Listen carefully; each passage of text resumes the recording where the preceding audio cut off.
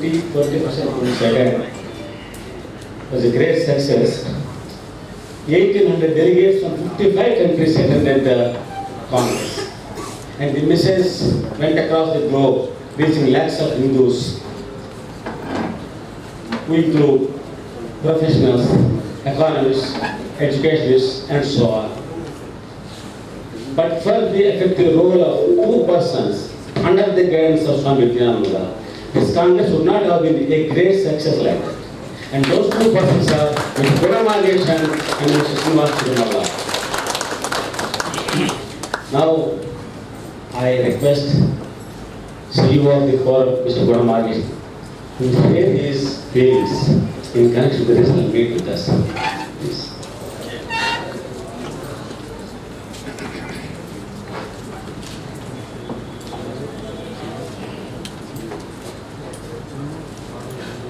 Namaskar everyone. What I was told to speak that was already given, shown to you by the multimedia number 2. So what I will do is I will just briefly emphasize important points about the World Economic Forum.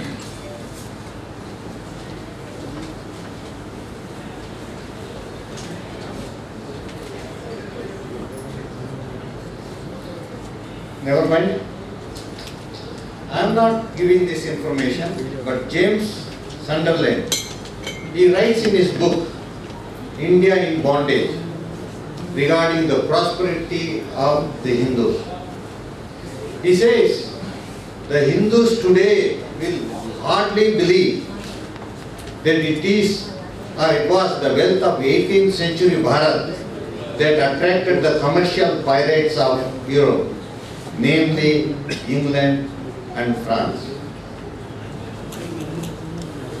He also says in that same book, wealth created by Hindus was vast and also in varied industries. He says nearly every kind of product or manufacture that was known to the civilized world had long been produced in Bharat. Whereas now we say everything that is made in Western countries is the right thing and our production is not right. He also says, Bharat, of course he says in India, but I have used the word Bharat. The next slide please. The next, He says Bharat was a far greater industrial and manufacturing nation than any country in Europe or any other in Asia. This is in his book, India in Bondage.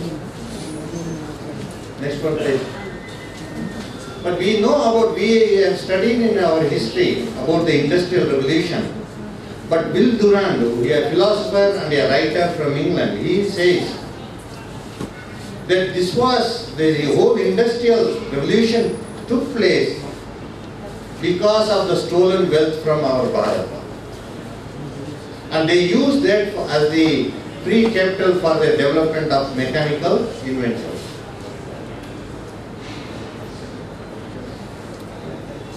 Next slide please.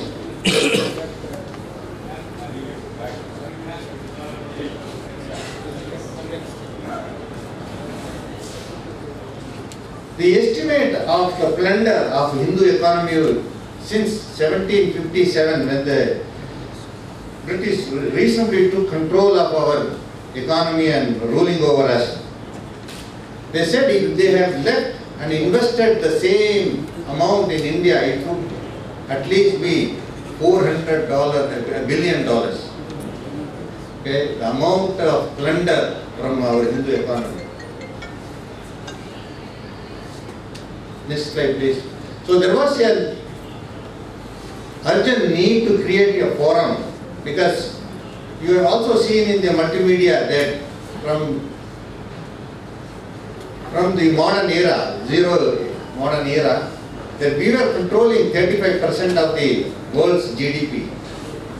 But till 1500, we managed to keep nearly 25 to 35. But when the British took, the GDP really literally went down to 3%.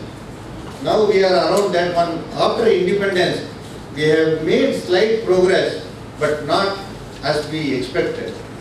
But the whole purpose is, the World Hindu Economic Forum is to re-establish our glorious days. We want to bring all the diverse group of Hindus who are successful business people to come together and also use our knowledge-based economy to propagate and push our agenda forward, so that we can reach the same, if not 35% of the GDP, at least our population level, which is about 16%. So that is one of the reasons why World Hindu Economic Forum has been created. The next slide, please. Our vision.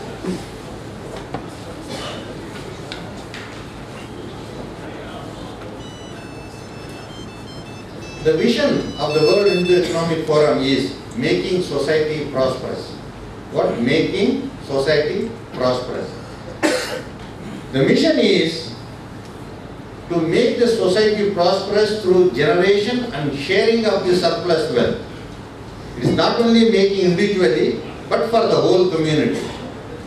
And this philosophy comes from Kautilya's Arthasastra, where he says, Dharmasya Moolam Artha. The meaning is sustaining through economic prosperity.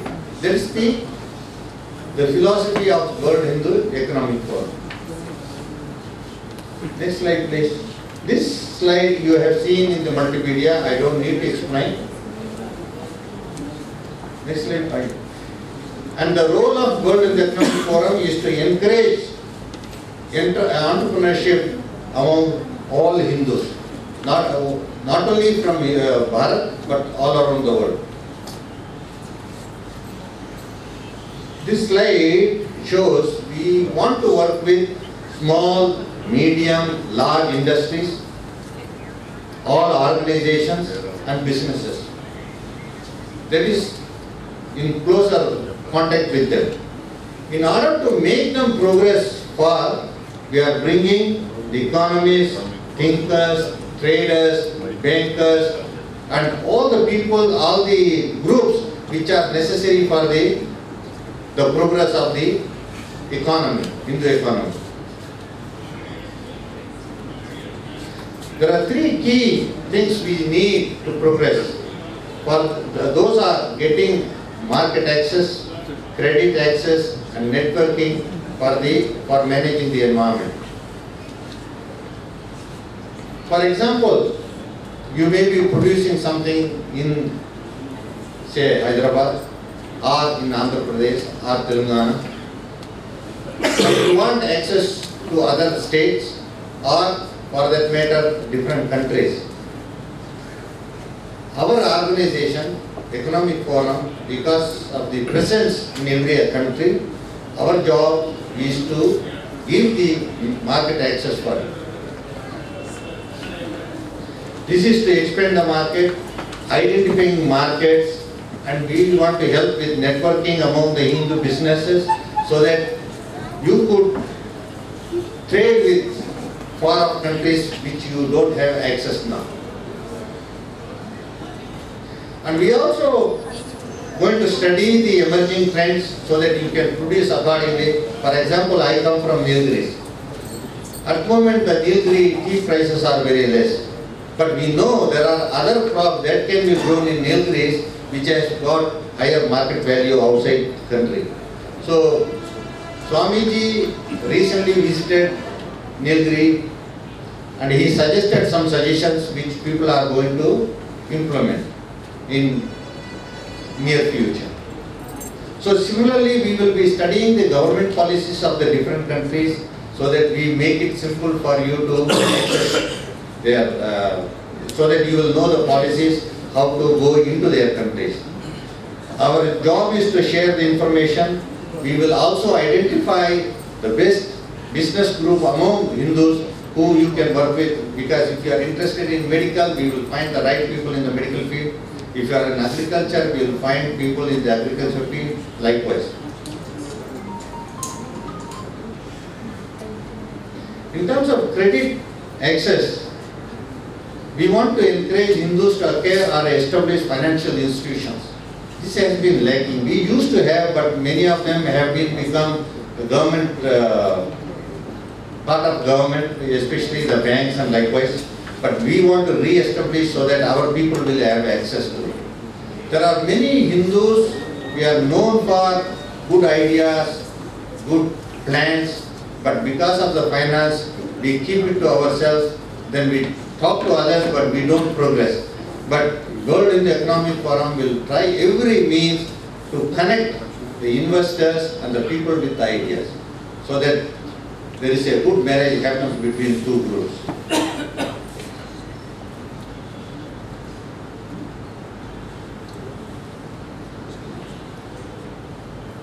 And one important thing is, if you have an idea, don't keep it to yourself. You try your best. There is a group here. We will be, at the moment, mainly it is based in Delhi, our office, but it is a matter of time. The Hindu economic forums will be established in all states and different countries. We have, for example, in Kerala, it has grown in a very big way. Similarly, all other states will have. When that happens, we will be there to support and help you to move forward. Thank you very much.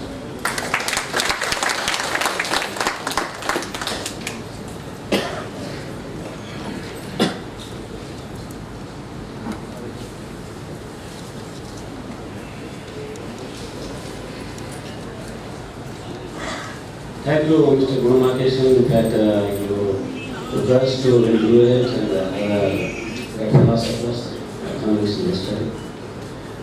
It's interesting to hear where we are with respect to history as well as the current affairs. Now I invite Mr. Ramesh, please honor Mr. Gurumakesan with a bouquet.